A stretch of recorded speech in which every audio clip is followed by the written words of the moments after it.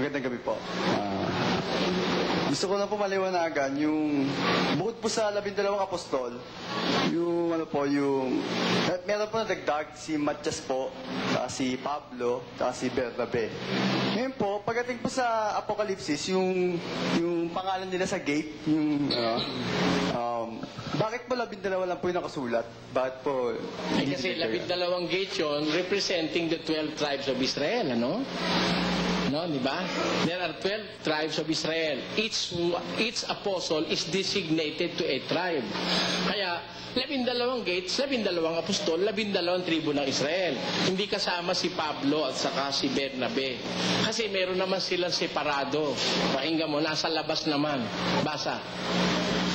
At binigyan ako ng isang tambong katulad ng isang panuka. At may isang nagsabi, magtindig ka at sukatin mo ang templo ng Diyos at ang dambana at ang mga sumasamba doon. At ang loobang nasa labas ng templo ay pabayaan mo at huwag mong sukatin. Bakit? Sapagkat ibinigay sa mga bansa. Ayun, para sa mga hintil yun eh. Pinasukat sa kanya yung templo, pati yung dambana. Pero yun ay kang looban din. Pero nasa labas naman ng templo, sa makatwid, 2 looban nito, no? Isang looban na para sa Israel, para Israelita. Meron naman looban na para sa mga bansa, para sa mga Gentiles, ang sa ibang salin ng Biblia. Huwag mo ikang susukatin yun sapagkat ibinigay sa mga bansa yun. Sa mga hintil ang ibig sabihin. Kaya, wala rin si Pablo at saka si Bernabe dahil designated apostle sila, hindi para sa Israel, kundi para sa Gentiles. Nandun sila sa kabila. Ano po? Ano po ang kaibahan ng King James sa Biblia kaysa ibang Bibliang salin sa Tagalog din po? Alam nyo, ang King James, ang isang kauna-unahang salin sa Ingles na pinilit na maisalin ng word for word. Letra for letra. Transliteration and translation na word for word. Ngayon, yung ibang mga salin na ngayon sa Tagalog, lalo na yung mga bago ngayon, mga paraphrase na yon, hindi na word for word. Inaayos nila na sa kaisipan nung nagtatranslate, inilalapat nila sa Tagalog, hindi word for word.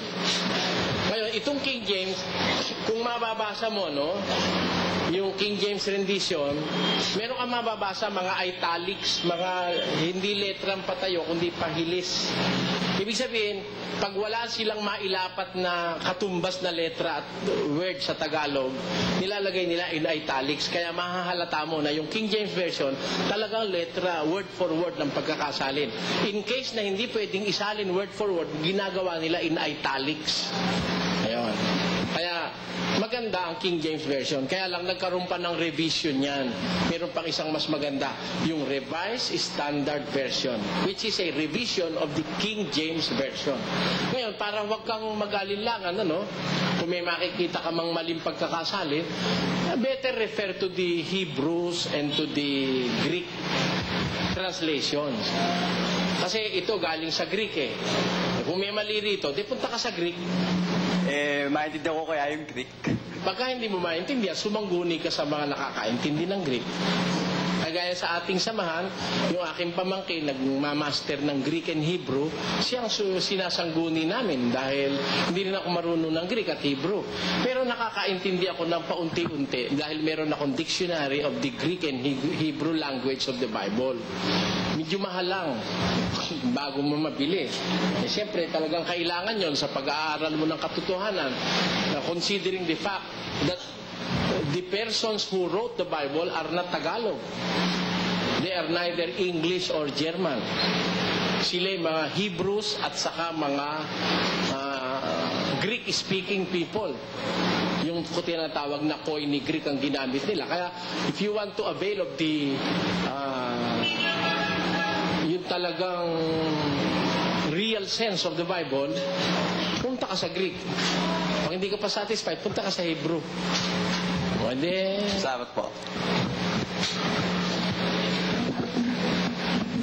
Huwag tayong papali sa Iglesia ni Cristo. Ang pinupuntahan yung iba't ibang saling Tagalog. Lalong palayo ng palayo yun. Kung meron kang duda sa isang salin, pumunta ka sa pinanggalingan. Di ba? Di ba, duda ka sa nanay mo o sa tatay mo. Tanungin mo yung lolo mo at saka lola mo. Huwag mo tatanungin yung apo nila. Walang mala yun. Yung na-receive nung apo, salin-sabi na lang yon. Pero yung lola mo at saka yung lolo mo, yun ang eyewitness, talagang anak ka. Siyempre, pataas ang paatras ang paghanap ng ugat. Walang naghanap ng ugat, pumunta sa dulo ng puno. Siyempre, sa ilalim ka manggagaling. Ganun ang Biblia.